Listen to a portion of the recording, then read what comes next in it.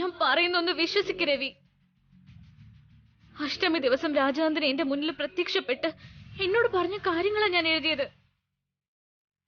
ഇതൊക്കെ ദൈവം തന്ന വരദാനമാണ് രവി. ദൈവം ഈ ഭൂമിയിൽ ആർക്കും കൊടുക്കാത്ത വരമൊക്കെ തനിക്കാണ് തന്നത് അല്ലേ? ശ്രീലക്ഷ്മി, എന്തെങ്കിലും പറയുമ്പോൾ അത് കേൾക്കുന്നവർ വിശ്വസിക്കുന്ന കാര്യങ്ങളായിരിക്കണം. താൻ ഇത് എന്നോടല്ലാതെ മറ്റാരോടെങ്കിലുമാണ് പറഞ്ഞിരുന്നെങ്കിൽ തനിക്ക് ഭ്രാന്താണെന്നും പറഞ്ഞ് തന്നെ മെന്റൽ ഹോസ്പിറ്റലിലേക്കായിരിക്കും ചിലപ്പോൾ കൂട്ടിക്കൊണ്ടുപോകുന്നത്. എല്ലാം മനസ്സിലാക്കേണ്ട രവി തന്നെ ഇങ്ങനെയൊന്നും പറയരുത്. പിന്നെ എന്താണ് ശ്രീലക്ഷ്മി ഞാൻ പറയേണ്ടത്? ഇത്രയും നേരം താൻ പറഞ്ഞ കാര്യങ്ങളിൽ എന്തെങ്കിലും ഒരു കാര്യം വിശ്വസിക്കാനാവുന്നതാണോ? വിശ്വസിക്കണം രവി. ഞാൻ ഈ പറഞ്ഞത് മാത്രല്ല, രവി അറിയേണ്ട പ്രധാനപ്പെട്ട മറ്റൊരു സത്യമുണ്ട്. ഓഹോ, തീർന്നില്ലേ? ഇനിയുമുണ്ടോ സത്യങ്ങൾ? ഉണ്ട്.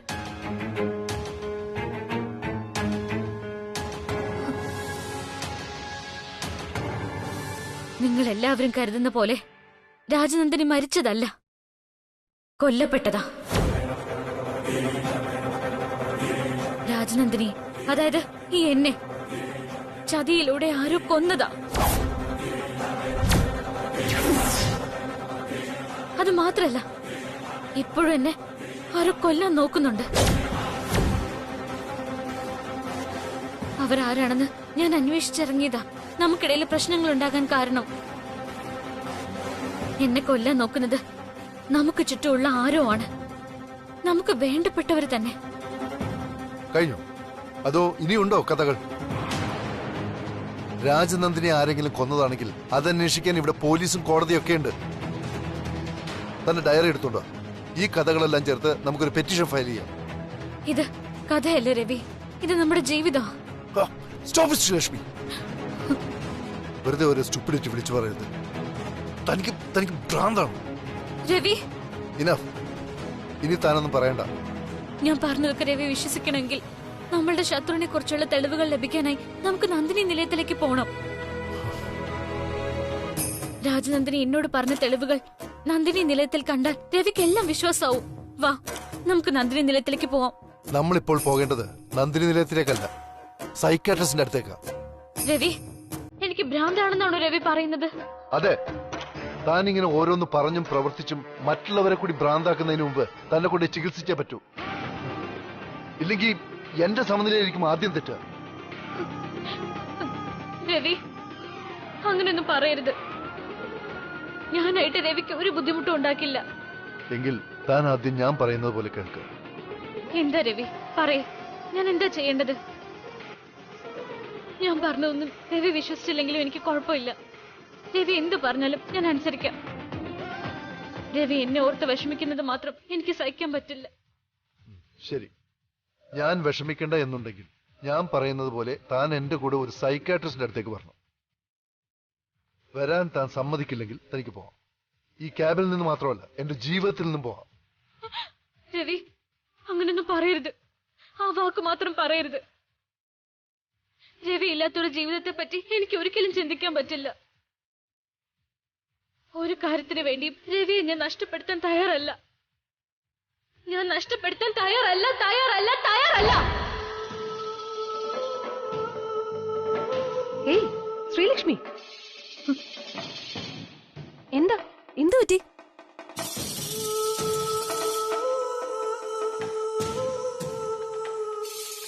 ഓ, ഇതിന്റെയൊക്കെ അവസാനം എന്തായിരിക്കും എന്ന് ഊഹിച്ചപ്പോ തന്നെ സഹിക്കാനാവുന്നില്ല അല്ലേ? കണ്ടില്ലേ, ഇപ്പൊ നടന്ന ഈ ചെറിയ കാര്യത്തിന് നീ ഇത്രയും സ്ട്രഗിൾ ചെയ്യുന്നുണ്ടെങ്കിൽ ഇനി നടക്കാൻ പോകുന്ന കാര്യങ്ങൾ നിനക്ക് തീരെ സഹിക്കാൻ പറ്റില്ലല്ലോ ശ്രീലക്ഷ്മി. നിന്റെ അവസ്ഥ എന്താവോന്ന് ഇനി കണ്ടു തന്നെ അറിയണം.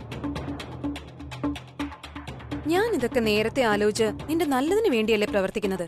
പക്ഷെ ശ്രീലക്ഷ്മി എന്നെ തെറ്റിദ്ധരിച്ചിരിക്കുകയാണ് എന്ന് എനിക്കറിയാം.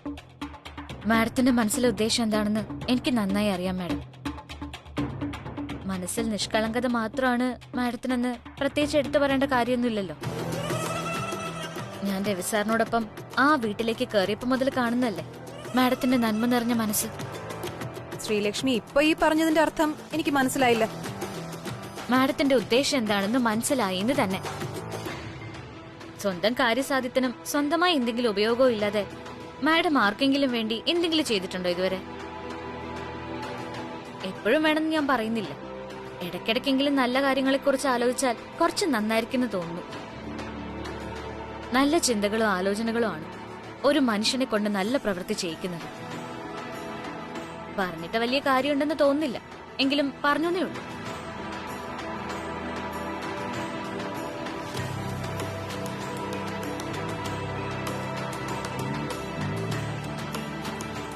ഓഹോ, കൊത്തി കൊത്തി നീ എന്റെ തലേ കേറിയ. എണ്ണപ്പെട്ട ദിവസങ്ങളേ ഉള്ളൂ ശ്രീലക്ഷ്മി നിന്റെ ഈ തിളപ്പ്. തിളപ്പിന് ശേഷമുള്ള ശമനം എന്റെ വിജയമാണ്. ആ വിജയം ഞാൻ ആഘോഷിക്കുമ്പോ നീ വർമ്മൻ വില്ലയിൽ ഉണ്ടാവില്ല. തീർച്ചയാത്.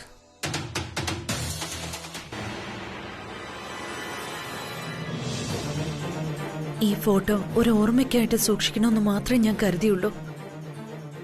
രേഖ എന്ന് പറയുന്നവര് ഇതൊരു ആയുധമാക്കി ഉപയോഗിക്കുമെന്ന് ഞാൻ ഒരിക്കലും കരുതിയില്ല. ശ്രീലക്ഷ്മിയുടെ മുമ്പിൽ ഞാൻ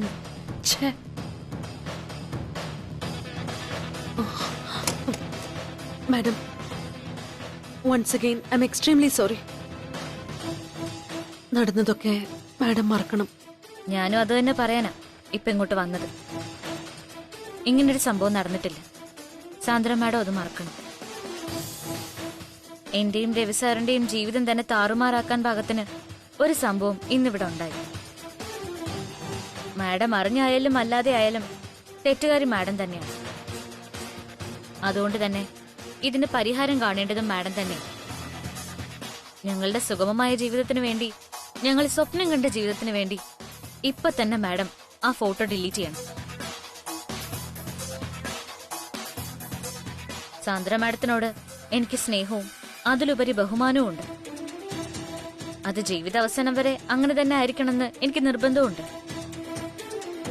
അതുകൊണ്ട് ഇപ്പൊ തന്നെ ആ ഫോട്ടോ ഡിലീറ്റ് ചെയ്യണം, പ്ലീസ്. മാഡം, മാഡം തന്നെ ഈ ഫോട്ടോ ഡിലീറ്റ് ചെയ്യണം. എന്റെ ഒരു മനസ്സമാധാനത്തിന് വേണ്ടിയാ. ഫോണിൽ നിന്ന് മാത്രമേ എനിക്ക് ഡിലീറ്റ് ചെയ്യാൻ സാധിക്കൂ. മനസ്സിൽ നിന്ന് കളയേണ്ടത് സാന്ദ്ര മാഡം തന്നെയാണ്. മുഴുവനായും ഇത് മാഡത്തിന്റെ മാത്രം തെറ്റല്ല. മാഡം അറിയാതെ ചെയ്ത തെറ്റ് എന്റെ വീട്ടിലൊരംഗം മനഃപൂർവ്വം ചെയ്തു. ഞാൻ ആ ഫോട്ടോ ഡിലീറ്റ് ചെയ്യാതിരുന്നതാ മാഡം തെറ്റായിപ്പോയത്. എനിക്ക് മാഡത്തിനോട് കുറച്ച് ഹാർഷായിട്ട് സംസാരിക്കേണ്ടി വന്നു. I think you can understand that. ഏയ് സാരമില്ല മാഡം. മാഡത്തിന്റെ സ്ഥാനത്ത് ആരായാലും അങ്ങനെ സംസാരിക്കൂ.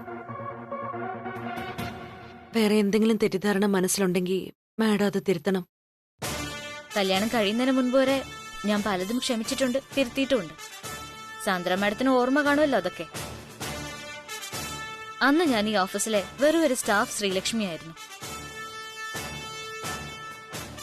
എന്റെ ജീവിതത്തിന് വിള്ളൽ വീഴ്ത്താൻ ആര് ശ്രമിച്ചാലും ഞാൻ അവരോട് ക്ഷമിക്കില്ല. പക്ഷേ മാഡത്തിനോട് ക്ഷമിക്കുന്നു. അതിന്റെ കാരണം ഞാൻ നേരത്തെ പറഞ്ഞത് തന്നെയാ. ആ സ്നേഹവും ബഹുമാനവും മാഡമായിട്ട് ഇല്ലാതാക്കരുത്, പ്ലീസ്.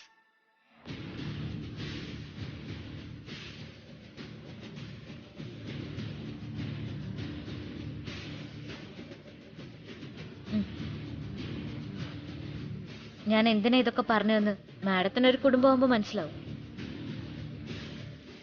Madam, thanks. വലിയൊരു ഇഷ്യൂ ആകേണ്ടിയിരുന്ന ഈ ഒരു സംഭവത്തെ ഇത്ര ഈസി ആയിട്ട് പരിഹരിച്ചതിന്, എന്നോട് ക്ഷമിച്ചതിന് താങ്ക്സ് അലോട്ട്. എന്നെയും എന്റെ ഭർത്താവിനെയും ഞങ്ങളുടെ വീട്ടുകാരെയും ബാധിക്കുന്ന കാര്യമായതുകൊണ്ടാവാം ഞാൻ ക്ഷമിക്കുന്നത്. നമ്മുടേതല്ലാത്തതിനെ നമ്മൾ ഒരിക്കലും ആഗ്രഹിക്കരുത് സാന്ദ്ര മാഡം. അത് ദോഷമേ ചെയ്യും. പിന്നെ രവിവർമ്മന്റെ വൈസ് പ്രസിഡന്റിനെക്കാളും മുകളിലാണ് രവിവർമ്മന്റെ ഭാര്യ. Never forget that. മാഡത്തിന്റെ ജോലി നടക്കട്ടെ. ബൈ.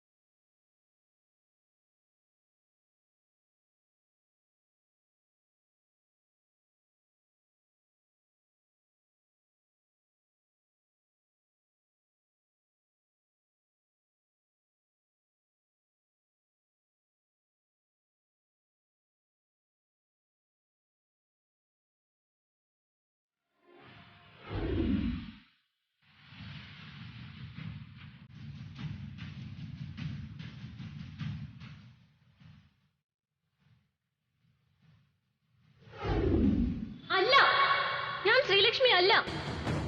ഞാൻ രവി സാറിന്റെ ശ്രീലക്ഷ്മി അല്ല. രവിചന്ദ്രവർമ്മന്റെ ഭാര്യ രാജനന്ദിനിയെ ഞാൻ. 20 വർഷങ്ങൾക്ക് മുന്നേ മരിച്ചുപോയ അതേ രാജനന്ദിനി തന്നെ.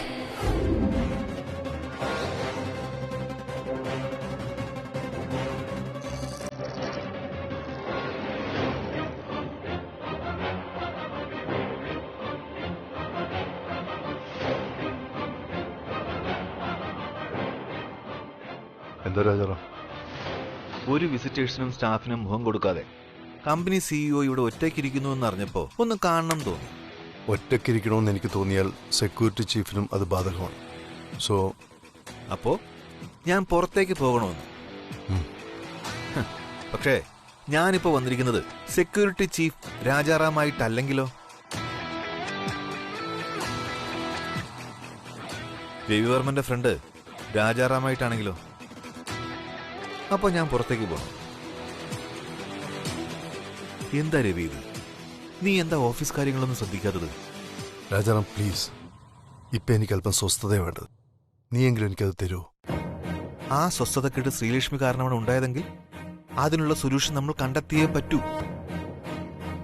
അറിവില്ലാതെയാണെങ്കിലും അറിവോടെയാണെങ്കിലും ശ്രീലക്ഷ്മിയുടെ ഈ പ്രവൃത്തികൾ കണ്ടില്ല നടിക്കാൻ പറ്റുന്നതല്ല. അതിനെല്ലാം ഒരു ഫുൾ സ്റ്റോപ്പ് ഇട്ടേ മതിയാവൂ.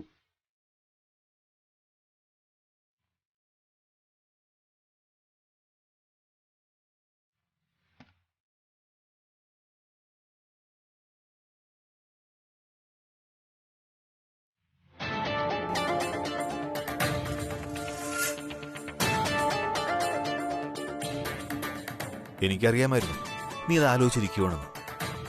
അതുകൊണ്ട് തന്നെയാ അനുവാദം ചോദിക്കാതെ ഞാൻ ഇവിടേക്ക് വന്നത്. നീ എന്താ കരുതിയിരിക്കുന്നത്? നിഷ്കളങ്കമായ മനസ്സിൽ മനഃപൂർവ്വമായി അല്ലാതെ ശ്രീലക്ഷ്മി ഓരോന്ന് ചെയ്യുവാണെന്ന് നീ അങ്ങനെ കരുതുന്നതുകൊണ്ടാണ് നിന്നേക്കാൾ പ്രശ്നം ഉണ്ടാകാൻ പോകുന്നത് ശ്രീലക്ഷ്മിക്കാണ്.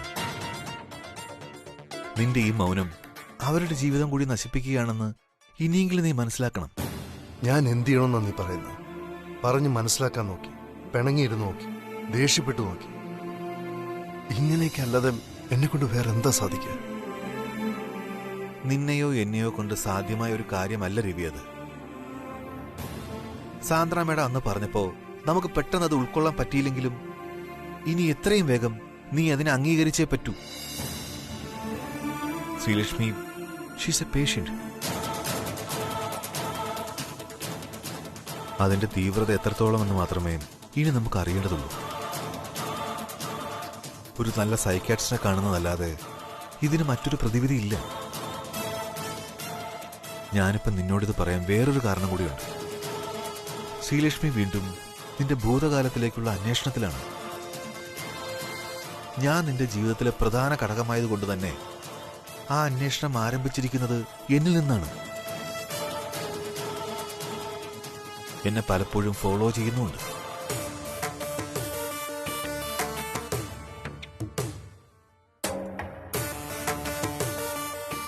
അന്ന് പകുതി വഴിയിൽ നിർത്തിയ അന്വേഷണം പുനരാരംഭിക്കുമ്പോൾ നമ്മൾ കൂടുതൽ ഭയക്കണം.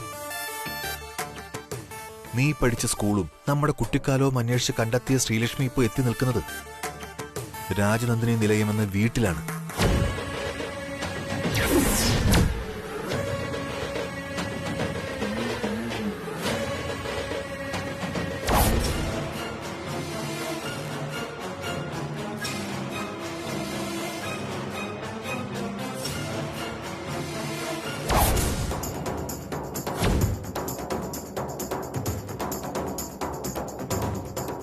അതേ രവി, ശ്രീലക്ഷ്മി വന്ന് എന്നോട് ചോദിച്ചു ആ വീടിനെ കുറിച്ച്. അന്ന് രാത്രി ശ്രീലക്ഷ്മി കാറ് സ്വന്തമായി ഓടിച്ച് രാജനന്ദിനി നിലയത്തിലേക്ക് പോയത് സ്വബോധത്തിലല്ല എന്ന് നമ്മൾ വിശ്വസിച്ചാലും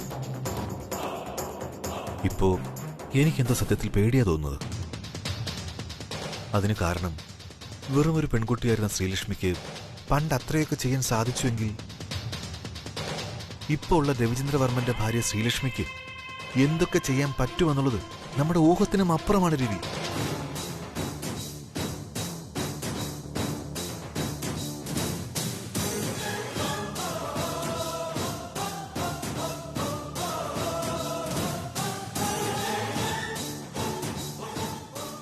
ശ്രീലക്ഷ്മി എന്റെ പാസ്റ്റിനെ കുറിച്ച് സാന്ദ്ര മേഡത്തോട് തിരക്കിയതുകൊണ്ടാവാം സാന്ദ്ര മേഡവും അതേപ്പറ്റി എന്നോട് ചോദിച്ചു. അങ്ങനെ ഓരോരുത്തരോടായി ഓരോന്ന് ചോദിച്ചു തുടങ്ങുന്നതിന് മുമ്പ് നമ്മൾ ഇതിനൊരു തീരുമാനം എടുത്തേ മതിയാവൂ.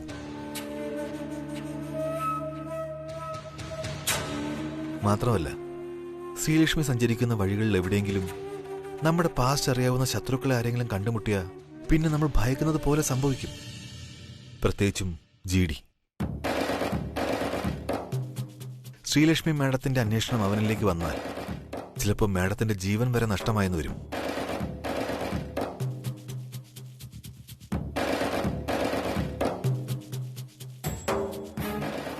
അതുകൊണ്ട് ആദ്യം നമുക്കൊരു നല്ല ഡോക്ടറുമായി കൺസൾട്ട് ചെയ്യാം.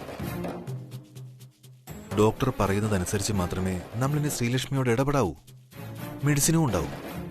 എന്നാലും മരുന്നും മന്ത്രവും കൊണ്ടല്ല മനോരോഗികളെ ചികിത്സിക്കേണ്ടത്, മനസ്സുകൊണ്ടാണ്. ഫ്രോയിസിന്റെ പുസ്തകത്തിൽ പറഞ്ഞിട്ടുണ്ട്.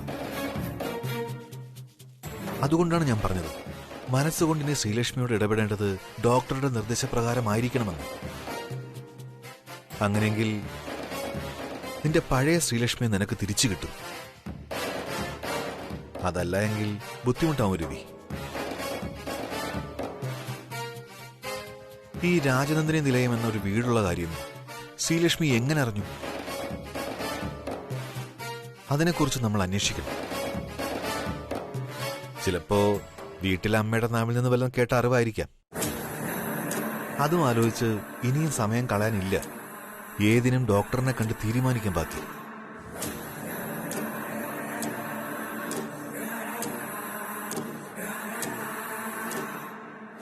അതിന് നീ ആദ്യം ഉചിതമായ ഒരു തീരുമാനം എടുക്കുക. നന്നായിട്ട് ആലോചിക്കുക.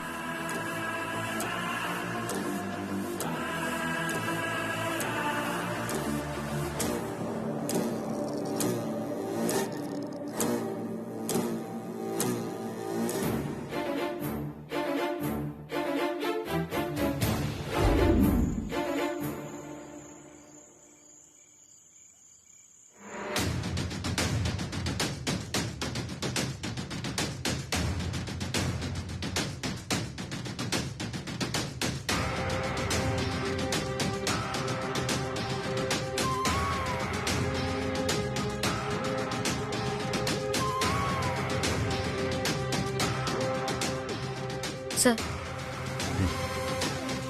എന്നോടുള്ള പിണക്കം കൊണ്ട് സാർ ഇങ്ങനെ ഒന്നും കഴിക്കാതിരിക്കരുത്.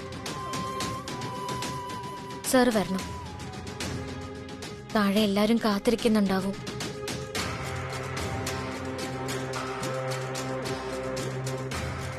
മനസ്സിൽ നെരുപ്പോട് പുകയുമ്പോൾ എല്ലാവരുടെയും മുന്നിൽ വന്ന് ഒന്നും സംഭവിക്കാതെ പോലെ നിൽക്കാൻ എനിക്ക് പ്രയാസമാണ് ശ്രീലക്ഷ്മി. മാത്രമല്ല, എനിക്ക് വിശക്കുന്നുമില്ല.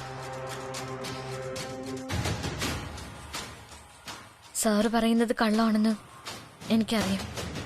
ഞാൻ ചെയ്തൊരു തെറ്റിന്റെ പുറത്ത് ഈ വീട്ടിൽ സാറിനെ സ്നേഹിക്കുന്നവരെ സാറ് വിഷമിപ്പിക്കരുത്. സാറിന്റെ ദേഷ്യം എന്താണെങ്കിലും അത് എന്നോട് തീർക്കാം. പ്ലീസ് ശ്രീലക്ഷ്മി, ഇനിയൊരു ഏറ്റുപറച്ചിന്റെയും കുമ്പസാരത്തിന്റെയും കാര്യമൊന്നുമില്ല. അതിന്റെ ആവശ്യമില്ല. അതിന്റെ സമയമൊക്കെ എപ്പോഴേ കഴിഞ്ഞു പോയിരിക്കും.